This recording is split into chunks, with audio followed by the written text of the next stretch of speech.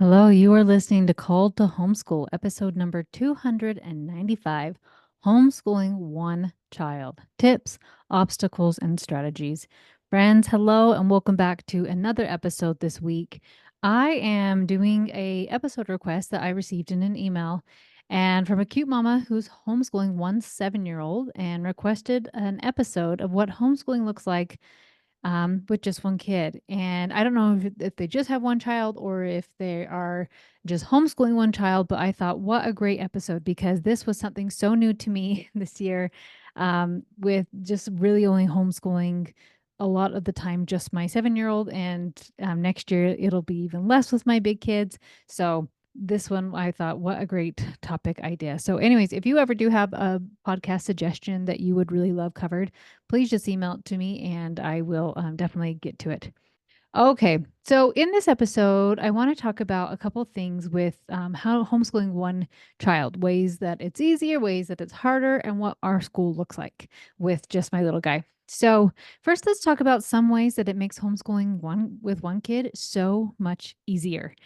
And if you have a lot of kids, like, don't let this overwhelm you, right? Because I could do a whole different episode of why how homeschooling a lot of kids is so much easier, right? So it's just different obstacles and different things that make it easier. So this is those with one kids. And if you don't have one kid, you have a lot of kids, eventually you do have one kid. So because eventually your big kids grow up, maybe you just have two kids and then one's in activities and you just have the one, whatever it is, eventually everybody does one kid. So that's why I wanted to address this to everybody. When I started homeschooling, I had five little kids. My oldest was only six. We had five little kids. So homeschooling a group was all I knew. And then my kids grew up and I had my bonus baby. So now all of a sudden I'm finding myself in this category, homeschooling one child. And just like anything unknown, I wasn't sure what to do. But once I started doing it, praying, a lot of praying, planning, we have made it work really well for our family. So let's dive in first with the unique benefits of homeschooling one child and some of the ways that make it easier. So, everything, this is one of the things that's so great with one kid. Everything can be personalized to that kid. Everything. Arts, what they like about art, what they don't like about art, right? They're like, I love when I get to just paint. Like that is my favorite, but not even watercolors. I like this kind of paint, right? It's like fantastic. It's one kid. We can do whatever you want. Maybe their art they like to do with woodwork or something complete like origami, something just different that you're like, great, we can completely individualize this and personalize it to what you like. They like what part of science do they like, right? Do they like the science experiments? Do they love to go to museums, which also, by the way, is way cheaper to just pay for one kid, right? Like you get to do just the fun stuff. If they love to read the books about it, if they love do dissecting, if they love all of these things, you get to completely individualize it to their personalities, what they like about different things, and make it 100% tailor made education for this kid. So that's one of the really cool things about this is that it's not like, too bad, we're all doing this, we're all watercoloring.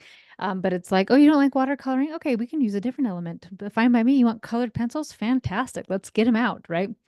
So you can completely tailor it for them. Another thing that is so awesome is you can go at their pace. Um, I do like to go at my kids' pace when it's one-on-one subjects, right? Like math, I always go at their pace and handwriting and reading and everything. But sometimes with my group subjects, people can get lost, right? Like, I don't know what's going on, but it's like, well, check, I don't even know. Like, you're lost. I can tell you're lost. This kid got it, and we're kind of done, and we got to skip it, right? So that you can completely go at their pace with the way that they learn. But not only with their learning can you go at their pace, their whole life can be at the appropriate pace for them. I've noticed this the most with sleep with my youngest guy, and I'm so glad that he came when he did because he needs so much extra sleep and he doesn't nap. Actually, sometimes he still will take a nap, but he goes to bed at a normal bedtime and he still sleeps in.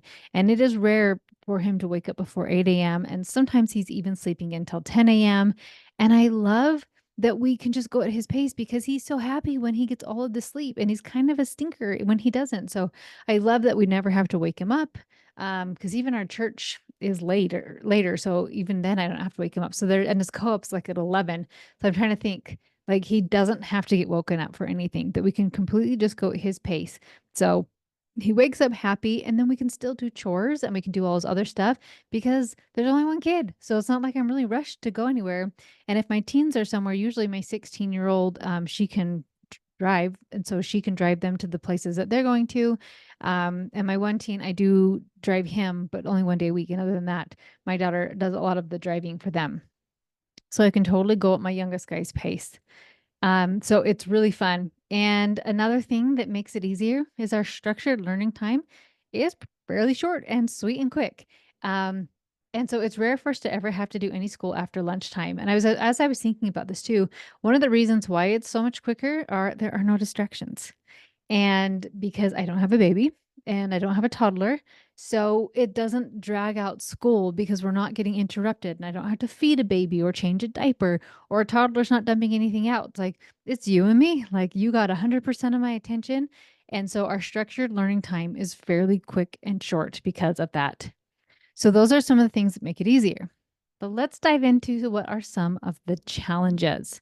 Now, one of the challenges are not doing everything for your kid. Like I just said, you can completely tailor their education. You can go at their pace. You can one on one. There are no distractions. So sometimes it's super tempting to do everything for your kid because I've even noticed in the kitchen, like they'll eat their dishes and just leave them. But when it's one kid, it's like, oh, no big deal. I've got this. But when it was seven kids, it was like, oh my gosh, everybody clear your stuff. You cannot just leave this out. This is crazy. So it's really tempting to do stuff for your kids. When we had everybody living at home, one of my son's chores for the week was making our bread for our family. Everyone was doing their own laundry, doing their clothes, their dishes, their chores, everything like that. And so with one kid, it's so easy to just wash their dishes or fold their clothes because it's just one more person, right? One more plate. So you have to be very intentional of still teaching them independence. And sometimes I joke too about when I work is like my baby so that like they know I am here, I am available. Like if there was an emergency, right? I am home. But it is so great for them to practice, especially my little guy, to practice that like I can't do everything for you. You're hungry, you can make a snack. You want something, you can figure out how to do it. So I have to be really intentional with that to help him to have some more independence. But they still need to learn how to do their chores, how to cook, how to clean, yard work, their own laundry, and so on.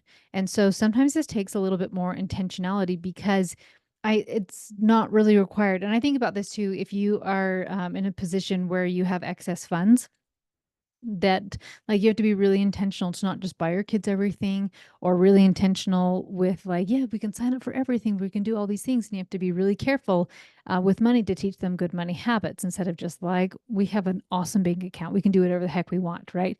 So it's the same idea of just really being intentional with creating this independence. There was a story I just heard the other day about somebody who they also had a bonus baby that was even a bigger space, so she really was raised like an only child, and she legitimately thought that her hamper was magical because she would just put her dirty clothes in it and they would magically get cleaned and put in her drawers and hung up in her closet. And she was like, this is amazing.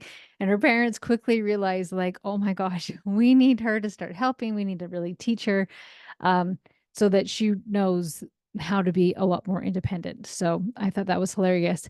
Um, but so that's one of the challenges is that it's easy to do things for them because they are younger, one person, right? So really making sure that they are independent, making sure that they are still learning those skills, that you are still parenting them, even though it is just one kid.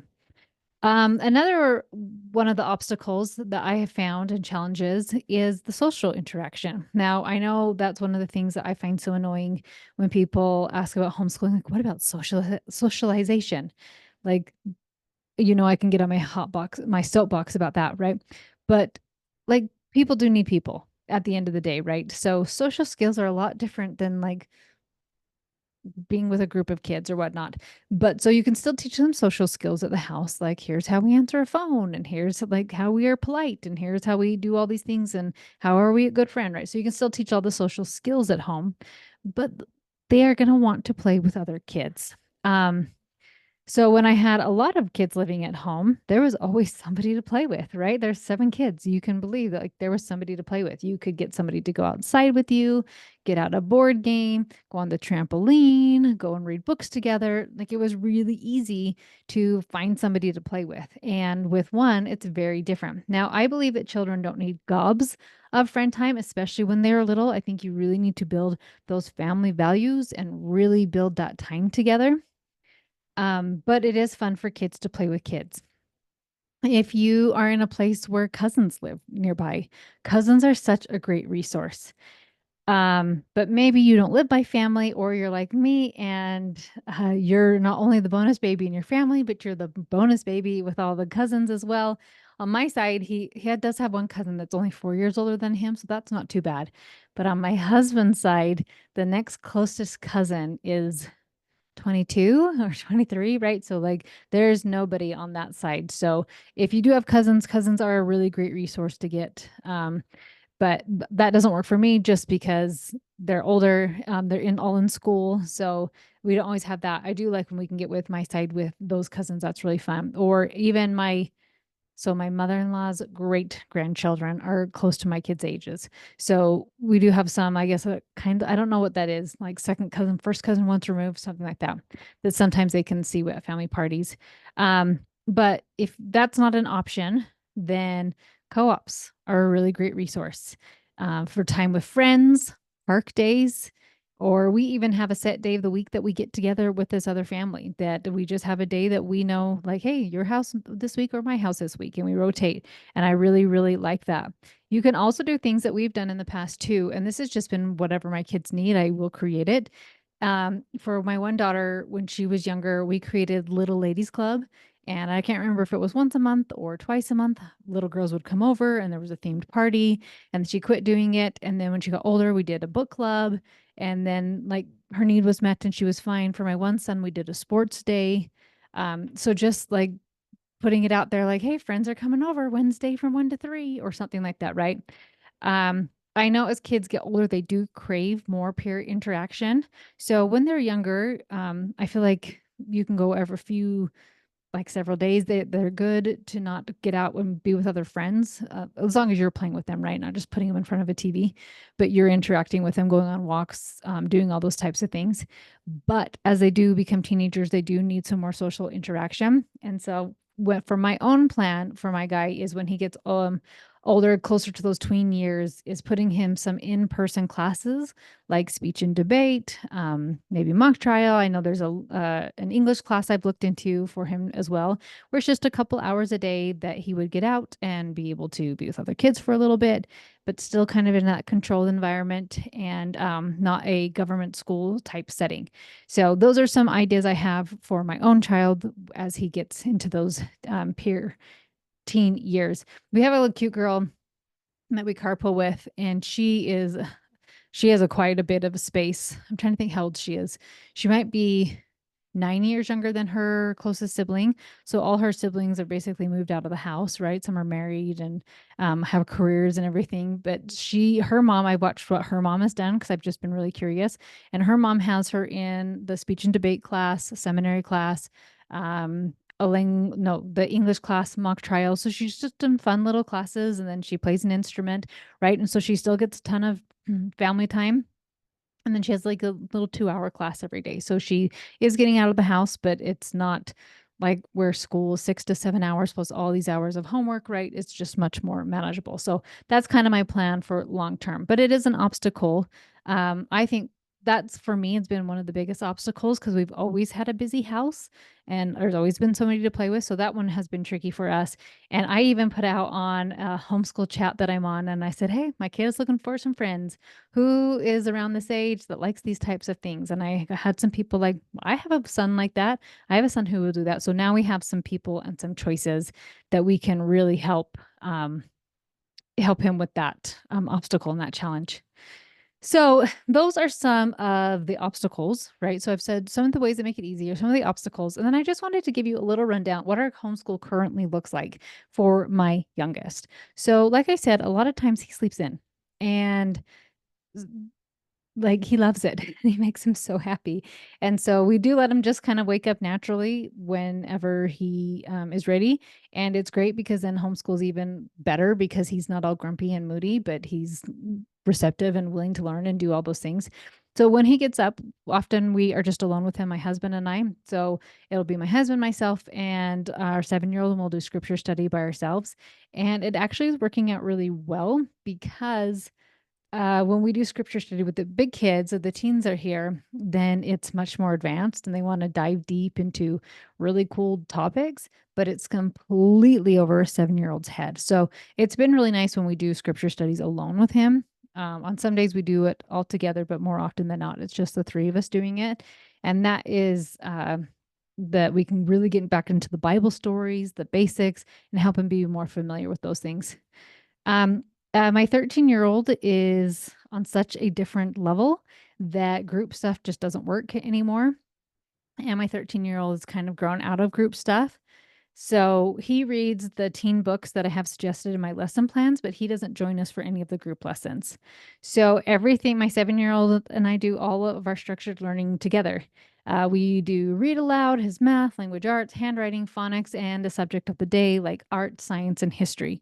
If we do have a little video, then sometimes a big kid will float in. Or if we do an activity, sometimes once again, a big kid will float in. But a lot of the times it's just him and me. Then we have lunch. And after lunch, he has he has a group fitness class that he goes to twice a week. And he has a co-op on Fridays. One day a week, we go grocery shopping. And one day a week, we have those friends that come over or we go to their house, kind of that little swap. And then lots of time just as family, lots of time to just relax. He's totally fine to play with toys by himself for a little bit. So that is fun. If he's really feeling lonely and the weather's good, we'll go to a park and he can run around and find kids. When the weather is really bad, we'll go to an indoor trampoline park. And I found when other homeschoolers are there, so a lot of times we will hit that up.